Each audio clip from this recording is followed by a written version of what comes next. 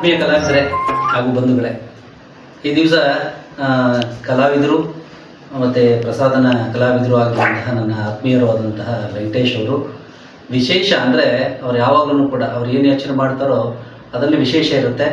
ಈ ಹಿಂದೆನೂ ಕೂಡ ನಾವು ಟ್ರಾವೆಲಿಂಗ್ ಮಾಡುವಾಗ ಒಂದು ಸಾಂಗನ್ನು ಇದೇ ರೀತಿ ಶೂಟ್ ಮಾಡಿ ಒಳ್ಳೆಯ ಹೆಸರನ್ನು ಗಳಿಸಿದ್ರು.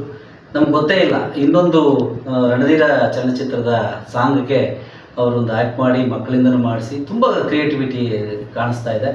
ಅಂತಹ ಅದ್ಭುತವಾದಂಥ ರೀತಿಯಲ್ಲಿ ಅವರ ಒಂದು ಕ್ರಿಯೇಟಿವಿಟಿಯನ್ನು ಮಾಡಿ ಈ ಸಾಂಗನ್ನು ಮಾಡಿದ್ದಾರೆ. ನಾನು ಇವತ್ತು ಅವರಿಗೆ ಆಲ್ ದಿ ಬೆಸ್ಟ್ ಹೇಳ್ತಾ ತುಂಬಾ ಖುಷಿ ಆಯಿತು ವೆಂಕಟೇಶ್. ಇದೇ ರೀತಿ ಇನ್ನೊಂದಷ್ಟು ಚಿತ್ರಗಳ ಹಾಡುಗಳನ್ನು ನೀವು ಮಾಡ್ತಾನೇ ಇರಿ. ನಮ್ಮೆಲ್ಲ ಒಂದು ಕಲಾವಿದರಿಗೆ ಮತ್ತು ನಮ್ಮೆಲ್ಲ ಜನರಿಗೆ ನೀವು ಈ ಥರದ ಸಂತೋಷ ಪಡಿಸ್ತಾ ಇರಬೇಕು ಅಂತ ಕೇಳಿಕೊಂಡು ನಾನಿವತ್ತು ಅದನ್ನು ರಿಲೀಸ್ ಮಾಡಿಬಿಡ್ತೀನಿ. ಮಾಡಲಾ? ಮಾಡಿ ಸರ್.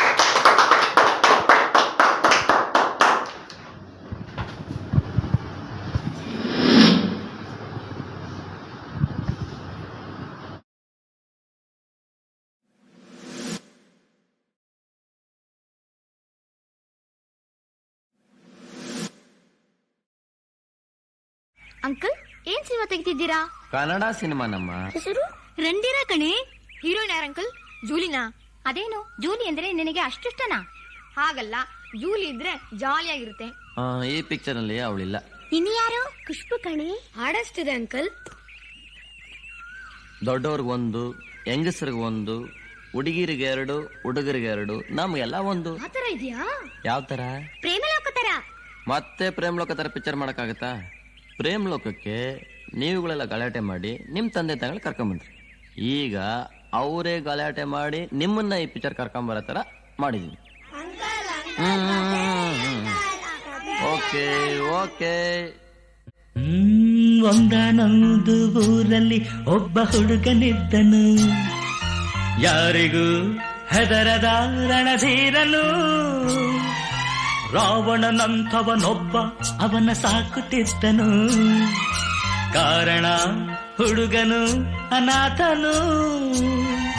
ಭೀಷ್ಮ ಅರ್ಜುನರೆಲ್ಲ ಹುಡುಗಿಯರ ಕದರಲ್ಲ, ಹಾಗೇನೆ ಈ ಹುಡುಗ ಮಾಡಲೆಂದು ಹೋದಾಗ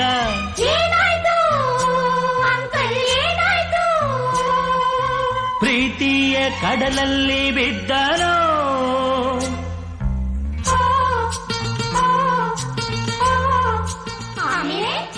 ಲಾಲ ಲಾಲ ಕರನ ನಾನನ.